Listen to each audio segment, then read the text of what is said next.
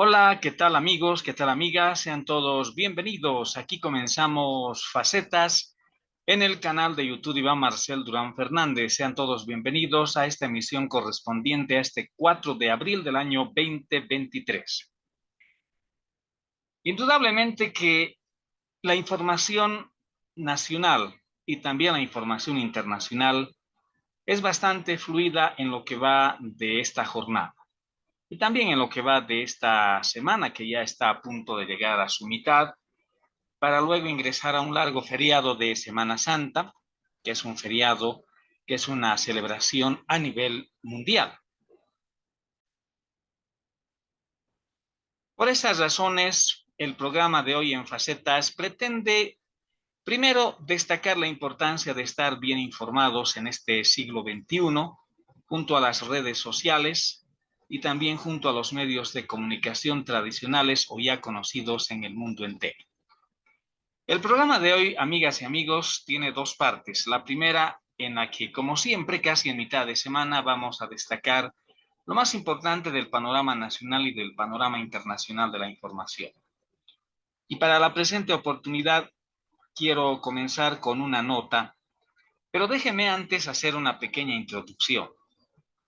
Este tema de la carrera de los políticos, especialmente de aquellos políticos que ya fueron gobernantes de su estado de manera anterior, se supone, y que nuevamente tienen perspectivas de volver, valga la reiteración, a ser candidatos a la presidencia. En este momento voy a hablar de manera innominal sin especificar a algún candidato, sea boliviano o internacional, pero el hecho es de que esas carreras muchas veces, cuando los adversarios políticos ven y tienen el control del gobierno, desde luego, ven que hay serias posibilidades de que ese candidato pueda volver a ocupar la primera magistratura de la nación.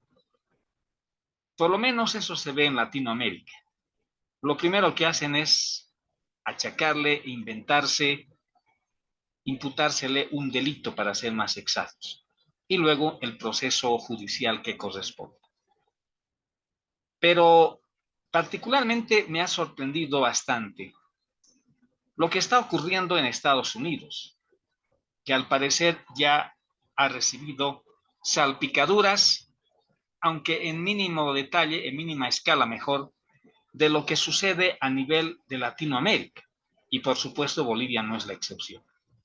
Les decía que me sorprendió que el hecho de que el expresidente de Estados Unidos, el republicano Donald Trump, tuviera que comparecer ante un tribunal de justicia.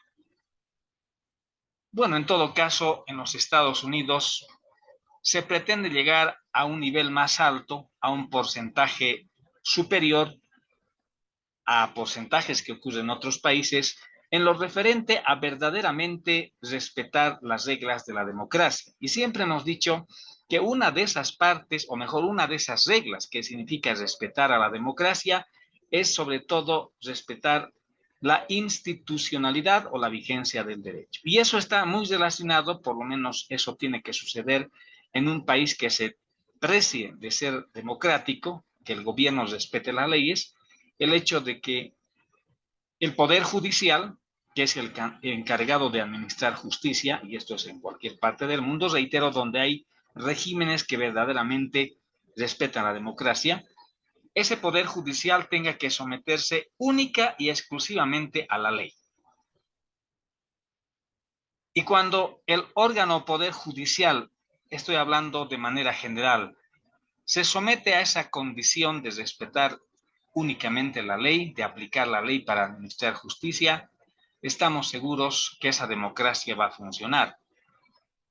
Porque por el otro principio de que las personas son iguales ante la ley, que no es un invento de ningún gobierno ni de nadie, es un principio universal de derecho, entonces no solamente los gobernados, sino también los gobernantes pueden ingresar a la órbita judicial, reitero, para ser juzgados, cumpliendo, por supuesto, todas las reglas del debido proceso.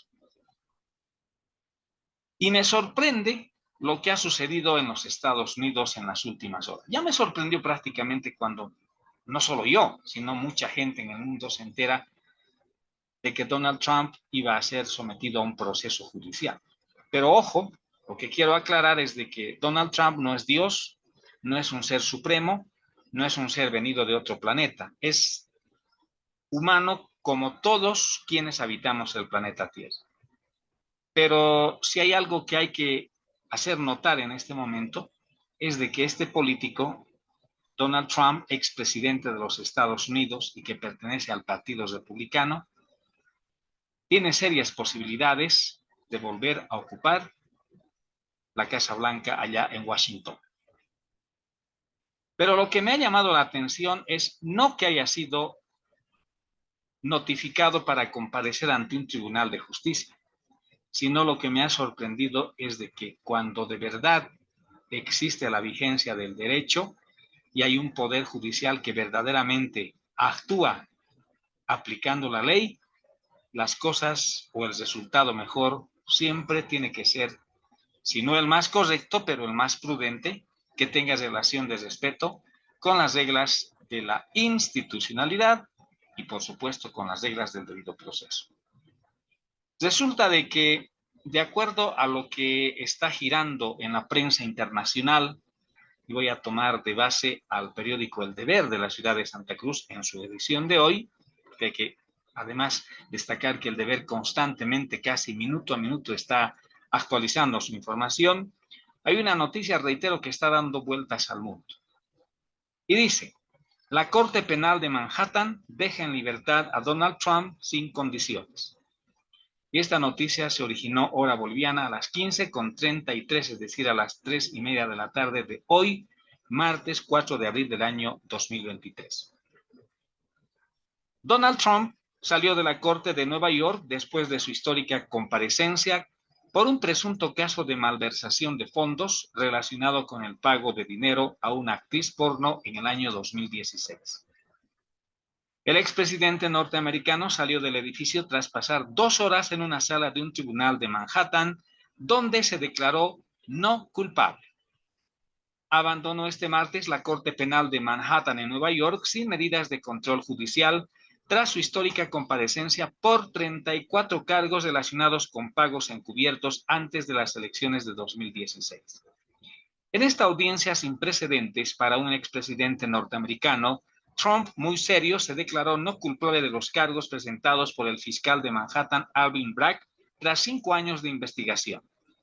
Un juicio penal contra Donald Trump en un caso de malversación contable podría comenzar en enero de 2024. Ojo, que hay otros procesos, informó este martes un juez de la Corte Penal de Manhattan en Nueva York, donde compareció el expresidente estadounidense. El ex inquilino de la Casa Blanca, candidato a la nominación republicana para las presidenciales de 2024, se declaró no culpable de 34 cargos, comprobó una periodista de la agencia France Press presente en la sala del tribunal. El juez Juan Merchan afirmó que el juicio podría comenzar en enero del próximo año y sus abogados prefieren la primavera del 2024. Seguimos con la lectura de esta información y hablemos de la defensa. Un abogado de Donald Trump advirtió este martes que luchará contra los 34 cargos penales que enfrenta el expresidente por pagos por encubrir 3 casos comprometedores antes de las elecciones del 2016 y calificó la situación de muy triste. La inculpación en sí es estándar, dijo el abogado Todd Blanche en el exterior del complejo judicial de Manhattan, y agregó que era triste y que iban a luchar contra ella, a luchar con fuerza, mientras que el fiscal Alvin Bragg expresó que todo el mundo es igual ante la ley. ¿Qué es lo que podemos destacar de esta ley? O mejor, de esta información. Si analizamos de manera concienzuda, veremos que verdaderamente así haya sido un presidente muy especial como lo fue Donald Trump en sus 4 años de gestión, tuvo que comparecer ante un tribunal. Ahora, que se le haya exonerado de uno de los 34 cargos, ese es otro tema, que no vamos a comentar porque al fin y al cabo el juez que lo ha declarado así es el verdadero dueño de la verdad jurídica. El punto de este comentario es de que en el resto de los países del mundo, sobre todo de Latinoamérica, tendría que actuarse de esa forma. Porque si existe el principio universal de que todos somos iguales ante la ley, eso no significa siempre que todos los que somos iguales ante la ley solo tenemos que hablar de nuestros derechos. También tenemos que referirnos a nuestras obligaciones. Y ahí están gobernantes, es decir, quienes manejan la nave del Estado, y están también los gobernados, es decir, nosotros, los ciudadanos, hombres y mujeres, que tenemos la capacidad penal para ser enjuiciados, reitero, desde el punto de vista penal.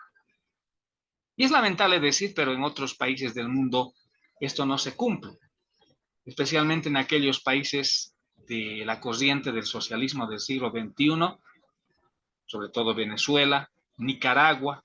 ¿Para qué vamos a hablar de Cuba? Si la verdad es de que ese país, el gobierno de ese país en todo caso, es campeón para violar las libertades y los derechos democráticos.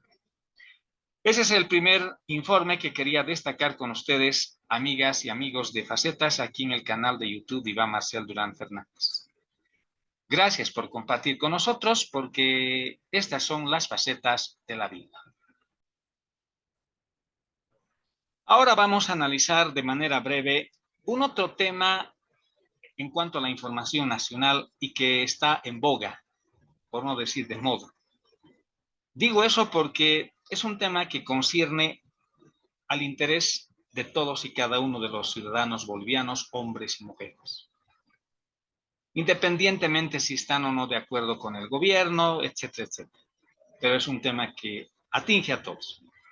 Y es un tema que tiene relación con el primer tema que hemos acabado de comentar, es decir, tiene relación por el tema de la administración de justicia, en este caso en los Estados Unidos y en este ahora segundo caso que voy a iniciar con Bolivia. En Bolivia, todos saben, es un secreto a voces, que no hay imparcialidad en la administración de justicia. Sería muy ocioso en este momento tener que repasar nuevamente todos aquellos casos, o por lo menos enumerarlos, y donde a las claras se ha visto que no solamente se ha violado ese principio de que todos somos iguales ante la ley, sino de que hay otro principio, el de la imparcialidad. Y antes de comentar este tema referido a que el Tribunal Supremo Electoral ha respondido a los juristas o abogados independientes, insistiendo que la transcripción de firmas está en un reglamento. No olviden que estos abogados independientes están queriendo llegar, cumpliendo por supuesto todos los requisitos legales, a un referendo para el tema de la reforma judicial. Y me veo no obligado, sino con el deber profesional de referirme a este tema de la imparcialidad. Primero, debemos todos respetar, por supuesto, esa es nuestra obligación como ciudadanos, debemos respetar la Constitución Política del Estado y las demás leyes de la República. Y dentro de la Constitución, donde están nuestros derechos y obligaciones como ciudadanos, hay un derecho que también hay que saber usar, y es el referente a la libertad de expresión. Bajo ese principio constitucional, a mi juicio veo que este tema de llegar a un referéndum para pedir la renovación de la administración de justicia, etcétera, personalmente creo que no llegue a buen puerto. Respeto la decisión de los abogados o juristas independientes, pero lo había dicho en algún programa anterior, recuerdo bien, fue la anterior semana con nuestro compañero en Facetas, el abogado residente en La Paz, Alex Armando Ríos de Mendoza.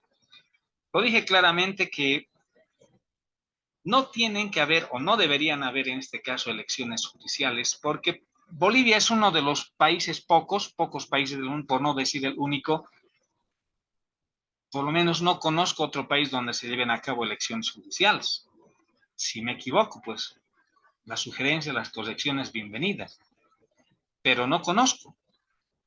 Lo que sí todos conocemos es de que hay elecciones políticas para presidente, vicepresidente, senadores, diputados, gobernadores, alcaldes, etc.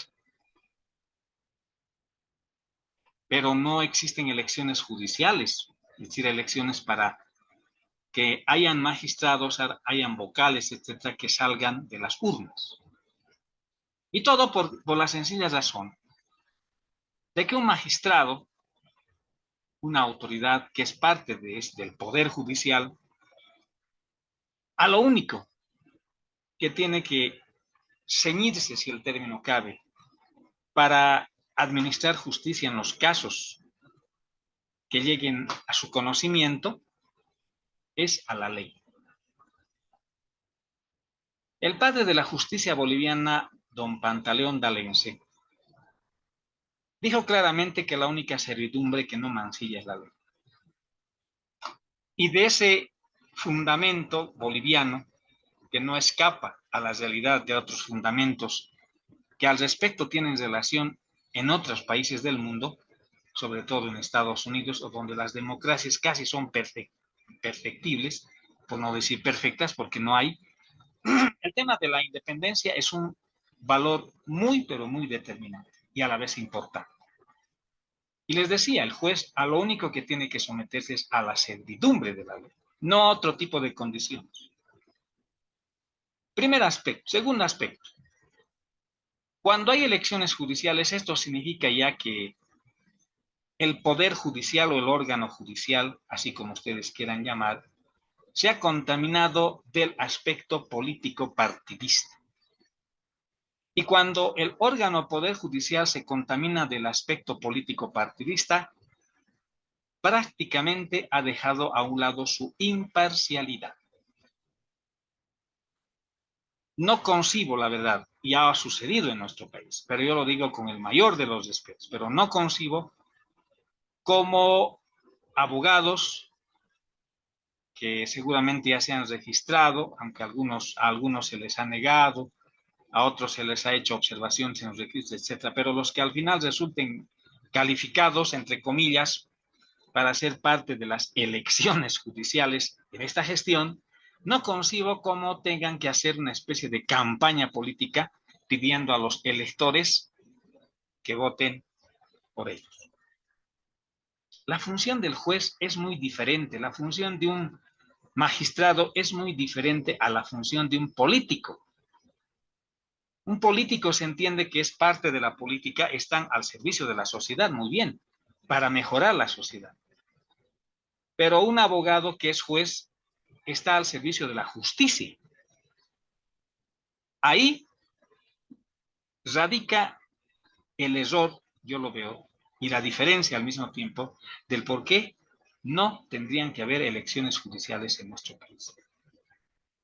El resto es ya fácil suponer, porque lo único entonces que se pretende es a través del órgano judicial, porque ya el poder ejecutivo y el poder legislativo en nuestro país ya están presos del aspecto político partidista. Bueno, el poder ejecutivo siempre en esencia tiene esa extracción político partidista. Eso es innegable y es normal, porque quien llega a ser presidente de un estado se entiende que su ascensión a ese cargo tan importante, la primera magistratura política de un país, se entiende, si se habla de institucionalidad, que ha llegado a ese cargo gracias a la elección de los votantes. Y lo mismo sucede con los senadores, con los diputados, que para acceder a esos cargos altos e importantes también tienen que haber hecho proselitismo político. Muy de acuerdo. Pero no ocurre lo mismo con los magistrados del órgano judicial. En la obra El espíritu de las leyes, escrita hace muchos siglos por el conde de Montesquieu, se resalta básicamente la importancia que tienen estos tres poderes del Estado y sobre todo el equilibrio que debe existir entre estos tres poderes del Estado para evitar que uno se asome o consuma al otro. Tiene que haber una especie de balanza, cada uno, por supuesto, con sus respectivas atribuciones, con sus respectivas funciones. Y el conjunto de esos tres órganos o poderes hacen el poder supremo, que en este caso tiene el Estado como la sociedad jurídica y políticamente organizada. Y lamentablemente en nuestro país, eso hace 15, 16 años, ha dejado de tener ese verdadero efecto jurídico institucional. Y hoy, en esta gestión 2023, por segunda vez, se está por ir o concurrir a una, entre comillas, elección judicial. Haciendo al margen este tipo de consideración institucional y jurídica, que es muy importante, refirámonos a lo que ha sucedido con el resultado de las primeras elecciones judiciales. Los resultados totalmente negativos. Muchos de los magistrados han ingresado con 0, y tantos por ciento, 1%, o sea, resultados bajos. Y más allá de esos resultados electorales o judiciales, también tenemos los resultados judiciales, es decir, qué es lo que se ha hecho a nivel de la función jurídica de cada magistrado. Entonces, la información que ahora vamos a dar lectura o enseguida es una muestra de que lamentablemente en nuestro país el órgano ejecutivo, el poder ejecutivo, y en este caso el órgano electoral, que muchos han llamado un órgano transitorio, otros lo llaman un órgano permanente. No sé si hasta qué punto podrá ser el Tribunal Supremo Electoral un órgano o un poder que tenga tanto peso como lo tiene el judicial, el ejecutivo o el legislativo. Porque al fin y al cabo, la verdadera democracia reside en los tres poderes u órganos del Estado. Y para que esa democracia funcione bien, pues ahí aparece un órgano que es el electoral, que se encarga de convocar, desarrollar, programar, hasta el resultado final, las elecciones, ya sean estas presidenciales, legislativas, municipales, etc. Y hoy le han asignado más organizar las elecciones, entre comillas, judiciales. Pero vemos que los resultados no han sido de los más satisfactorios. Y esos resultados de las primeras elecciones judiciales, la verdad, no dicen nada bueno. Por eso es que vemos de que en la siguiente información es una nueva zancadilla que se pone a los juristas, que mejor deberían ser llamados abogados, no juristas, abogados independientes, que por supuesto con muy buena intención, y eso es loable, digno de encomio, tratan de poner su granito de arena para que de verdad el órgano judicial se salve de ese cautiverio político partidista que se lo tiene desde hace muchos años atrás. La información, que también la voy a extraer del periódico El Deber de la ciudad de Santa Cruz, dice lo siguiente. Fue oficializada hoy a las 14 horas con 24 minutos, hoy martes 4 de abril del año 2023, reitero, fuente El Deber de la ciudad de Santa Cruz. El Tribunal Supremo Electoral ratificó que está establecida en un reglamento la cuestionada transcripción de las firmas recolectadas por el grupo de juristas independientes que impulsa un referendo para reformar la justicia boliviana.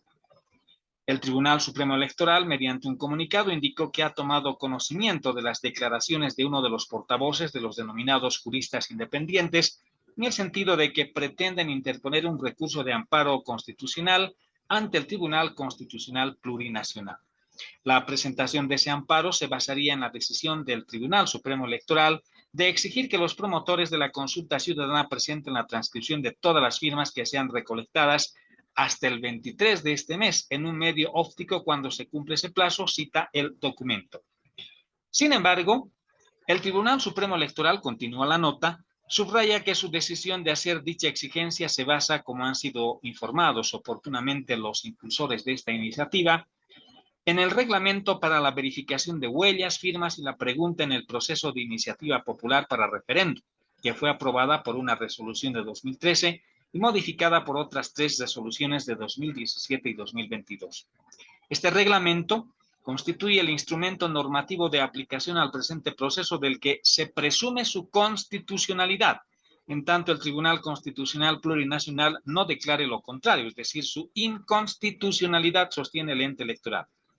El reglamento mencionado, según el TSE, prevé que los medios habilitados para verificar las firmas y huellas dactilares son los libros de adhesión y el medio óptico. Además, se debe recordar que los promotores de la iniciativa ciudadana se rigen por el mencionado reglamento para el proceso general de registro de firmas y huellas dactilares, concluye el comunicado del Tribunal Supremo Electoral. Ante este hecho, Juan del Granado, abogado impulsor, miembro del grupo, anunció que en los próximos días los juristas interpondrán una acción de amparo constitucional porque consideran que la actitud del Tribunal Supremo Electoral es una negativa explícita a la iniciativa ciudadana y al ejercicio de la democracia participativa. ¿Cómo irán a resolver si es que interponen ese recurso? Pero lo cierto es que, analizando así brevemente esta información, vemos como una nueva zancadilla para tratar de evitar de que se desarrolle o se lleve adelante ese referendo, esa consulta popular con referencia al tema de la reforma del Poder Judicial o de la propia Administración de Justicia. Teníamos previsto para hoy, señoras y señores, ingresar a otro tema, destacar cabalmente no solamente estos hechos políticos, sino también los hechos económicos en esa carrera que tiene la sociedad, la población boliviana en este caso. Queríamos destacar, o seguir destacando mejor, la importancia que tuvo en nuestra patria, en nuestra amada Bolivia, el matutino Presencia, que fue fundado un 29 de marzo de 1952 en la ciudad de La Paz. Recordemos que Presencia fue el primer periódico de corte católico.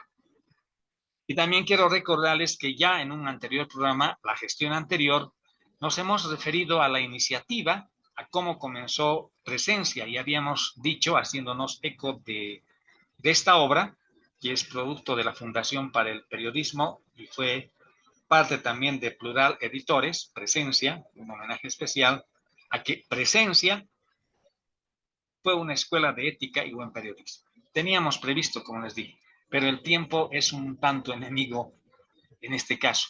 Pero prometemos para la próxima semana continuar con este análisis de Presencia, que reitero, fue una escuela de ética y buen periodismo. Y quiero adelantarle lo siguiente a propósito de lo que vamos a condensar en nuestros próximos programas.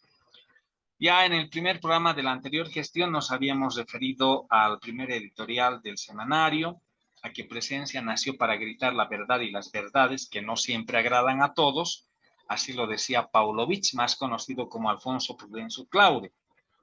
Sino también vamos a referirnos al peregrinaje que tuvo el semanario Presencia, porque no nos olvidemos que habiendo sido fundado el 29 de marzo de 1952, faltaba muy poquito para la revolución del 9 de abril de 1952. Y en el primer gobierno del MNR, del Movimiento Nacionalista Revolucionario, lamentablemente el matutino Presencia fue intervenido por los milicianos movimentistas. Eso también ya es parte de la historia. Ojo, que era un gobierno, por supuesto, popular. Eso lo vamos a describir en el próximo programa, es decir, el peregrinaje del semanario Presencia, los difíciles años o los difíciles primeros años del diario, cuál fue la opinión de dos cardenales sobre el periódico Presencia, hasta llegar, señoras y señores de Facetas, a destacar hitos importantes en los cuales hasta este momento, si uno va a una biblioteca, en Potosí tenemos una gran biblioteca, donde esto sí puede consolidarse, hacerse verdad, es la biblioteca de la Casa Nacional de Moneda, donde uno tranquilamente, valga el término, puede pedir un ejemplar del periódico matutino Presencia de esos años, se le entrega y puede volver a hojear sus páginas de Presencia. Y a lo que quiero llegar es de que Presencia tiene un profundo valor histórico en la historia del periodismo de Bolivia. Porque hay determinados hechos políticos también de Bolivia, o sucedidos en nuestra patria, y que este semanario los destacó ampliamente. Uno de esos hechos destacados, un hito en la historia del periodismo boliviano, como dice acá la obra Presencia, ha sido la publicación del diario del Che. También, y esto sí recuerdo muy bien en mi niñez, fotos muy clásicas, muy tradicionales, cuando se dio muerte al Che Guevara. Existe una foto bien tradicional donde el cuerpo del Che Guevara o de Ernesto Guevara yace sobre una especie de camarote de losa en el lugar donde fue muerto, y esa fotografía prácticamente dio vueltas por todo el mundo. Eso lo vamos a destacar en nuestros próximos programas. También Presencia ha tenido mucho que ver con el tema de la pasión, muerte y resurrección de la democracia. Y eso le corresponderá a las notas que se escriben acá en esta obra de Fundación para el Periodismo de la redacción de Presencia. Y no solamente como abogado, sino como gran catedrático de criminología, como fue el doctor Huáscar Cajías Kaufman, sino también como un gran periodista que fue prácticamente uno de los impulsores, el primer director de Presencia. Puede destacar también como otro hito histórico en la historia de Presencia, la huelga de hambre de 1977, que si hacemos un poco de memoria, porque es parte de la historia, hicieron un gran número de mujeres mineras pidiendo la amnistía para todos los políticos que fueron exiliados en el gobierno dictatorial del general Hugo Banzer Suárez entre 1971 y 1978. Esta huelga de hambre de las mujeres mineras, que fue encabezada por Domitila Chungara, tuvo efectos, porque prácticamente Banzer renunció. Pero tampoco no hay que olvidar, señoras y señores, y eso es otro tema de investigación, pero hay una verdad. Tampoco hay que olvidar, les decía, que en esa época Estados Unidos tenía también mucha presión sobre Bolivia. Si bien en la Guerra Fría, el ex canciller Henry Kissinger y el gobernante de ese entonces, los gobernantes norteamericanos, también presionaron a través de la CIA para que se desarrolle el golpe de Estado de Banzer sobre otro general golpista como fue el general Juan José Torres. El 21 de agosto de 1971 también hubo presión para volver a la democracia en 1977. Fíjense cómo es la relación. Porque en ese entonces era presidente de los Estados Unidos el señor Jimmy Carter, que fue parte del Partido Demócrata. Entonces, tampoco hay que olvidar que la presión también vino de afuera. Eso destacó ampliamente el periódico Presencia. También hay otra parte que dice apuntes con cargo de inventario, lo ocurrido entre 1982 y 1998. Y esto para concluir. Voy a destacar también en próximos programas a la figura de la extinta señora periodista Ana María Romero, que dijo claramente en esta obra que el periodismo fue su forma de vida. Recordemos que la señora Ana María Romero ocupó también cargos importantes antes de su muerte. Entonces, como verán, lo más triste, esto me olvidaba, lo más triste fue que Presencia al final tuvo que cerrar sus puertas, casi al comenzar este siglo XXI. Entonces, si se dan cuenta, todos los hechos que destacamos hoy gracias al Internet, a la Internet, tomamos en cuenta siempre al diario Página 7, al periódico El Deber de la ciudad de Santa Cruz, porque en ellos vemos reflejados ese equilibrio que se debe tener para hacer un buen periodismo. Un buen periodismo que solamente tenga por objetivo, como también lo hace el diario, el decano de la prensa nacional, de sacar de las tinieblas y darle luz al ciudadano, hombre y mujer, para que conozca lo que sucede a su alrededor como ciudadano boliviano. Yo quiero agradecerles de sobremanera por su atención dispensada a este programa que hoy fue un tanto especial, dedicado prácticamente primero a destacar la información internacional, hacer su comentario, luego la información nacional, hacer también su comentario, y recordarles que vamos a continuar con el análisis de la historia del periódico católico Presencia, que reitero, fue fundado el 29 de marzo de 1952 en la ciudad de La Paz. Ya saben, sus comentarios, sus críticas, háganos llegar. Y si usted que nos está viendo en Potosí, en Bolivia o fuera de Bolivia, en cualquier parte del mundo, tenemos muchos amigos en Colombia, tenemos amigos también en Chile, en Argentina, tenemos en varias partes, también en los Estados Unidos, eso está comprobado. Si quieren hacernos llegar sus puntos de vista sobre estos temas que los consideramos muy, pero muy importantes, les vamos a agradecer. Y también quiero agradecer a un amigo que se ha suscrito en Colombia y que en ocasión de haber publicado una pequeña historia de la revista Biliken, pues nos hizo llegar palabras muy efusivas. Se lo agradecemos de verdad a ese amigo que se ha suscrito y que está en la República Hermana de Colombia. Muchas gracias. Y así, vamos a estar siempre compartiendo con todos y cada uno de ustedes estas facetas de la vida. Por eso es que digo, sigan, suscríbanse y sigan con las facetas de la vida. Muchas gracias. Esta ha sido una presentación de facetas en el canal de YouTube Iván Marcel Durán Fernández, correspondiente a este martes 4 de abril del año 2023. Como siempre, volveremos en cualquier momento. Mientras tanto, gracias por su deferencia y permiso.